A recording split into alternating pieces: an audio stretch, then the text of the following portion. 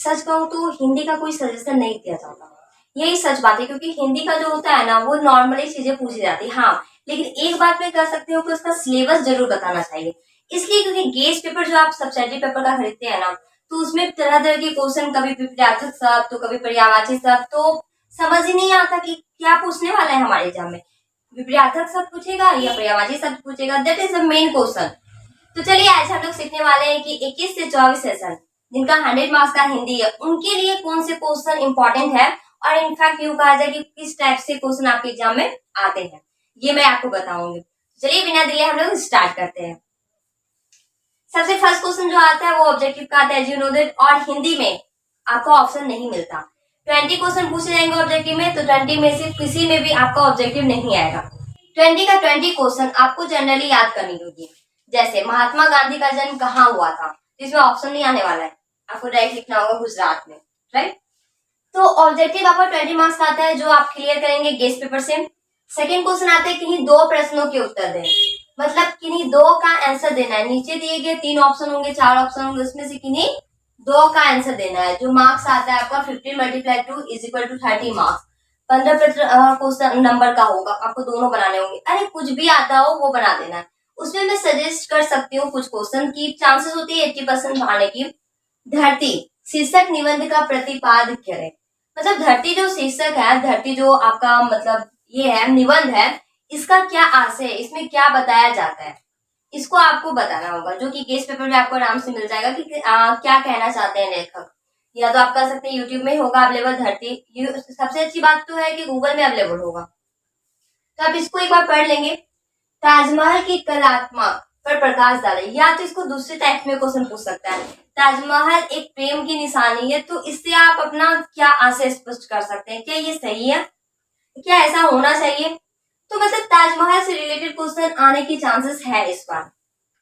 समाज और धर्म निबंध में लेखक क्या कहना चाहते हैं, समाज और धर्म एक निबंध है, इसमें लेखक क्या कहना चाहते हैं कि समाज क्या है, धर्म क्या है, मतलब जो भी उन्होंने अपने अकॉर्डिंग जो भी बातें कही होंगी, that you will have to write there, तो ये बातें आपको लिखनी होंगी।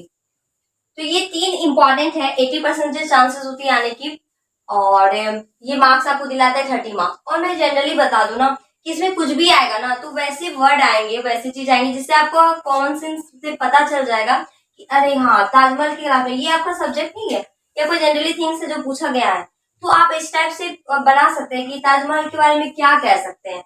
एज यू नो दैट कि दुनिया में हर कोई जानता है ताजमहल के बारे में, क्यों, कहाँ, कब, किसने बनवाया, किसके लिए बनवाया, कैसा है वो, अभी कैसा है, ये सारा चीज।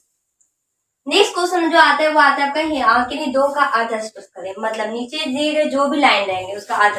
अब संस्कृत में तो लाइन दिया नहीं रहेगा अर्थ स्पष्ट करने के लिए, हिंदी में ही दिया रहेगा ना, तो अर्थ स्पष्ट करने का मतलब होता है इसमें मैंने कोई भी सजेशन या ऑप्शन नहीं दिया।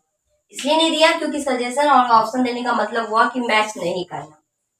दैट्स कॉल्ड कि हर बार अलग अलग बजता है, और इतना है कंफर्म कि जो भी आते हैं ना, मतलब जो भी लाइनें दिए रहेंगे वो आपसे रिलेटेड होगा, वो आपके नॉलेज तक ही पूछा जाएगा।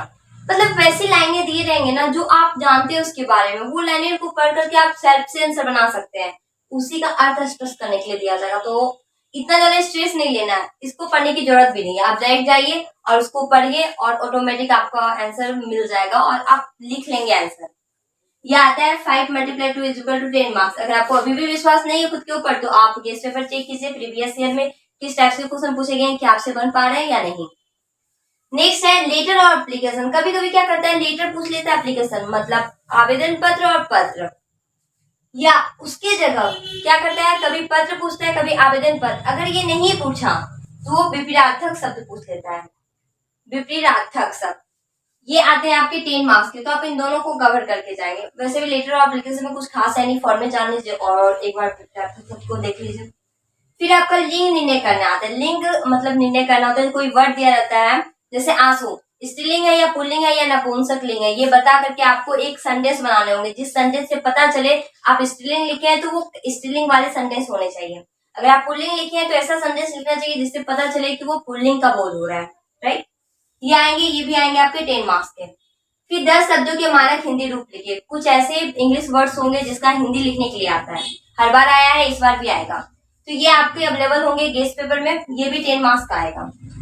फिर 7 नंबर में मुहावरा आता है। मुहावरा आ जाएगा या तो फिर किन्हीं दो पर संक्षिप्त उत्तर दे। मतलब कोई भी ऐसा मतलब एक लॉन्ग टाइटल रहेगा, एक लॉन्ग टाइटल, उसको आपको मतलब संक्षिप्त में उत्तर देना है। मतलब उसको जो लाइन दिया गया है उससे आपकी क्या समझ है, उससे आप क्या समझते हैं, ये डिफाइन करना होगा। ये जनरली नहीं के आने के चांसेस है, फिर भी मैंने बता दिया, आ सकता है तो आप बना सकते हैं। ऐसे जनरली आता जो है वो मुहावरा आता है। तो ये टोटल का टोटल मैंने बता दिया। एक सिलेबस कहा जाए इसे, या फिर कह सकते हैं आपकी सजेशन कहा जाए। इसी टाइप से क्वेश्चन आते हैं और यही आपको कवर करके आपके एग्जाम में जाना है। And now you have any question related to Hindi subjective paper, then surely you can ask me on comment box. Thank you so much for watching my channel. Meet you on next video.